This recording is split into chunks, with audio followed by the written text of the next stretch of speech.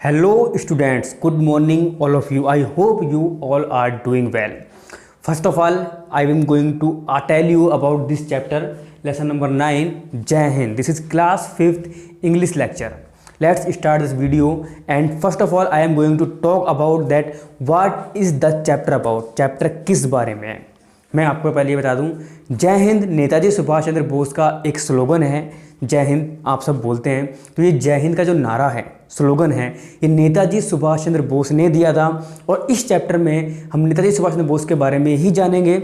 नेताजी सुभाष चंद्र बोस हमारे देश के बहुत बड़े देशभक्त थे और जिन्होंने हमारे देश को आज़ादी दिलाने में महत्वपूर्ण भूमिका निभाई है। ऐसा नहीं है कि सिर्फ एक इंसान की वजह से ही हमारा देश आज़ाद हुआ है।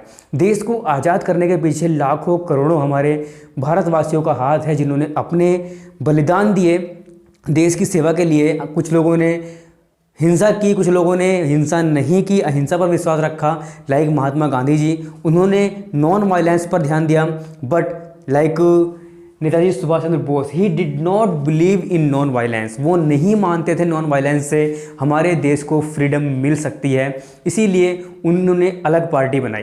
कहने का मतलब ये है कि जब फर्स्ट ऑफ ऑल हम शुरू करते हैं, 23 जनवरी 1897 को इनका जन्म हुआ था कटक के अंदर। हालांकि ये मूल रूप से कैलकाटा के निवासी थे। और हम बात करते हैं इनके आगे स्टडी की, तो पढ़ने में शुरू से ही बहुत ज़्यादा ब्रिलियंट थे। और अगर हम इनकी उपलब्धियों की बात करें, इनके अचीवमेंट्स की बात करें, तो इंग्लैंड में जाकर के इन्होंने ICS की परीक्षा दी थी और उसको क्लियर किया था। फर्स्ट इंडियन बने थे ये ICS क्लियर करने वाले, और रैंक 1 इन्होंने वहाँ पर हासिल की थी। तो ICS क्लियर करने वाले पहले इंसान बनकर इन्होंने दिखा दिया अंग्रेज़ सरकार को कि इंडियंस में किसी भी तरीके के टैलेंट की कोई कमी नहीं है। और इस वजह से अंग्रेज़ों ने उनको बुलाया भी कि आप हमारे देश में सर्व कीजिएगा, क्योंकि लाइक जैसे आज IAS होते हैं ना, DM की पावर होती है, सेम उसी टाइप से ये ICS की पावर थी। और उनको एक सरकारी नौकरी ऑफ़र की गई काफ़ी अच्छी रकम के लिए, यानी काफ़ी अच्छी उनको सैलरी दी जा रही थी। उसके बावजूद उन्होंने उस नौकरी को मना कर दिया और कहा कि मैं अपने देश के लिए कुछ करना चाहता हूँ और अपने देश की सेवा करना चाहता हूँ। ये कहकर वो इंडिया वापस आ गए इंग्लैंड से। और वहाँ पर आते ही उन्होंने गांधी जी के साथ में मिलकर अपने जो देश का आंदोलन चल रहा था उसमें भाग लिया। बट कुछ कारणों की वजह से, like violence and non violence, क्योंकि गांधी जी की सोच थी कि हम नॉन वायलेंस से जीत सकते हैं और नेताजी की सोच थी कि हम नॉन वायलेंस से जीत नहीं सकते, हमें थोड़ा बहुत तो वायलेंस करने की ज़रूरत पड़ेगी ही।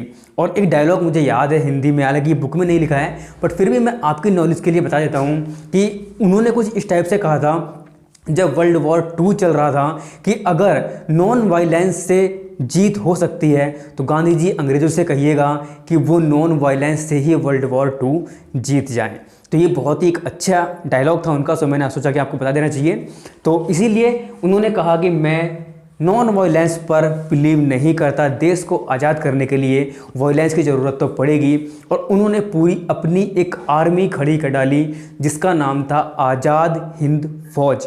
और उसी की वजह से बहुत ज़्यादा अंग्रेज़ परेशान हुए। वर्ल्ड वॉर 2 में जापान के साथ मिलकर के उन्होंने म्यांमार, जो उस टाइम बर्मा हुआ करता था, आज उस कंट्री का नाम म्यांमार है, जो इंडिया की नेबरिंग कंट्री है, अंडमान निकोबार, इस टाइप के बहुत सारी जितने भी हमारे शहर थे, जितने भी हमारे सिटीज़ थी, उन सबको अंग्रेज़ों के चंगुल से आज़ाद कराया। और कम से कम इन्होंने वर्ल्ड वॉर 2 के अंदर ही अबाउट 30% इंडिया को बाहर कर दिया था अंग्रेज़ों के चंगुल से, सिर्फ और सिर्फ वर्ल्ड वॉर 2 के अंदर।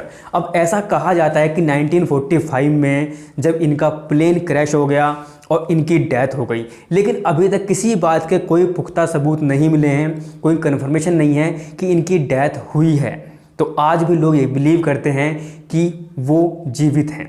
तो ऐसा माना जाता है, हालांकि बहुत टाइम हो चुका है 1945 और यहाँ 2022 आ चुका है अब, तो बहुत ज़्यादा टाइम हो चुका है, अबाउट 70 ईयर्स से ऊपर हो चुके हैं। तो आई डोंट बिलीव थिंक कि वो फ़िलहाल इस समय जीवित भी होंगे, बट ऐसा लोग मानते हैं। तो ये हमारा चैप्टर था। आई होप कि आपको इसकी पूरी समरी पसंद आ गई होगी और समझ में आ गया होगा कि नेताजी सुभाष चंद्र बोस हमारे लिए कितने ज़्यादा महत्व रखते हैं और कितना ज़्यादा इंपॉर्टेंस है उनका फ्रीडम फाइटर्स के इस पूरी लिस्ट में। और 23 जनवरी को हम नेताजी सुभाष चंद्र बोस की जयंती मनाते हैं, उनके बर्थडे को सेलिब्रेट करते हैं और कुछ जगह पर इनका नेशनल हॉलीडे भी इसको अनाउंस कर दिया जाता ताकि हम सभी लोग और पूरा देश नेताजी सुभाष चंद्र बोस को अच्छे से याद कर पाए और उनके तरह ही हम भी एक देशभक्त बन जाएं। ऐसे हम लोगों को प्रेरणा लेनी चाहिए क्योंकि ऐसे लोगों की वजह से ही हमारा एक देश महान बनता है। तो आई होप कि आपको पूरी समरी अच्छी लगी होगी। हिंदी में मैंने एक्सप्लेन किया है ताकि आप लोगों को ईजिली समझ में आ जाए और बाकी जो आपके फिल इन द ब्लैंक्स हैं वो आप मुझे फिल करके भेजिएगा। डिक्टेशन वर्ड मैं आपको सेंड कर रहा हूँ, आपको वो राइट करने हैं अपनी नोटबुक पर और मुझे वो सेंड करने हैं। फर्स्ट लेटर कैपिटल होना चाहिए। आई होप कि आप ये सब काम अच्छे से करेंगे।